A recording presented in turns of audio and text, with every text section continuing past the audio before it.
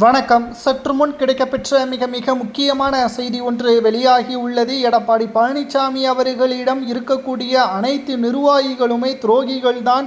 மக்கள் அனைவரும் எடப்பாடி பழனிசாமி அவர்களை விரட்டியடிப்பதாக பல்வேறு தகவல்களும் கிடைக்கப்பெற்றுள்ளது. கிட்டத்தட்ட 2021 முதல் 2026 வரை எதிர்க்கட்சி தலைவராக எடப்பாடி மக்களிடமும் அதிமுகவின் உண்மையான தொண்டர்களிடமும் விசுவாசமாக இல்லை.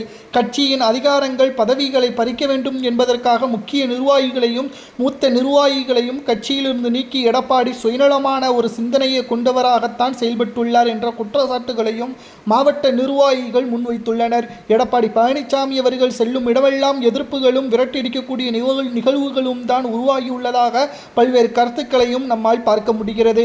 இந்த சட்டசபை தேர்தலில் அதிமுக எதிர்க்கட்சி அந்தஸ்தை இழக்கக்கூடிய நிலைமையை மக்களும் அதிமுகவின் உண்மையான தொண்டர்களும் உருவாக்குவார்கள். ஒரு பிரச்சாரத்திற்கு சுமார் 4 முதல் 7 லட்சம் வரை செலவு செய்கிறார் எடப்பாடி பழனிசாமி. மக்கள் எடப்பாடி பழனிசாமியை ஆதரிக்கவில்லை. இதனால் தலா ஒரு நபருக்கு 300 ரூபாய் என்று கூறி கூட்டத்தை அழைத்து வரக்கூடிய நிகழ்வுகளும் உருவாகி கொண்டுதான் இருக்கிறது. ஆனால் எம்எல்ஏக்கள், சிட்டிங் எம்எல்ஏக்கள் எடப்பாடி பழனிசாமியின் பேச்சை கேட்கவில்லை. இதற்கு காரணம் என்ன தெரியுமா?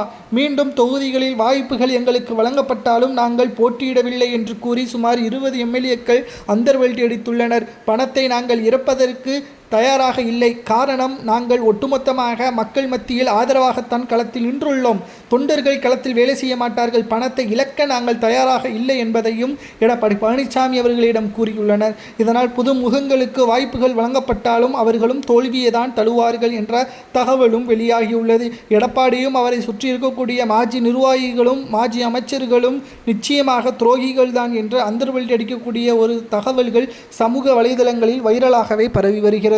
ஒரு உண்மையான கட்சியின் வளர்ச்சியை பேணக்கூடிய பொதுச்செயலாளராக எடப்பாடி 1% கூட முழுமையாக செயல்படவில்லை. மக்களுக்கு எதிராகவும் தொண்டர்களுக்கு எதிராகவும் தான் செயல்பட்டுள்ளார். அவரது தேவை நன்றாக நடக்கிறதா, தேவை பூர்த்தியாகிறதா என்பதை மட்டும்தான் பார்க்கிறார். அது மட்டுமல்ல, எடப்பாடி பழனிசாமி அவர்களை பொறுத்தளவிற்கு கட்சியின் பணிக்காகவும் வளர்ச்சிக்காகவும் இதுவரை ஒரு நல்லது கூட செய்யவில்லை என்ற குற்றச்சாட்டுகளும் முன்வைக்கப்பட்டு வருகிறது. 2026 சட்டசபை தேர்தல் அரசியல் களத்தில் ஒரு திருப்புமுனையாக பார்க்கப்படுகிறது.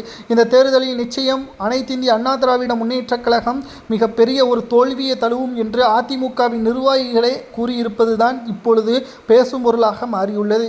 பாஜக தலைமையில் தற்பொழுது அதிமுக செயல்படுவதாகவும் சசிகலா புதிய கட்சியை தொடங்கி ராமதாஸ் ஐயா அவர்களுடன் கூட்டணி வைத்துள்ளார். அந்த கூட்டணியை வெற்றியடையக்கூடிய ஒரு சூழலாக அமையும் என்றும் கூறப்படுகிறது. எடப்பாடி பழனிசாமி அவர்கள் துரோகி என்று கூறுவது சரியா தவறா என்பதை கமெண்டில் கூறி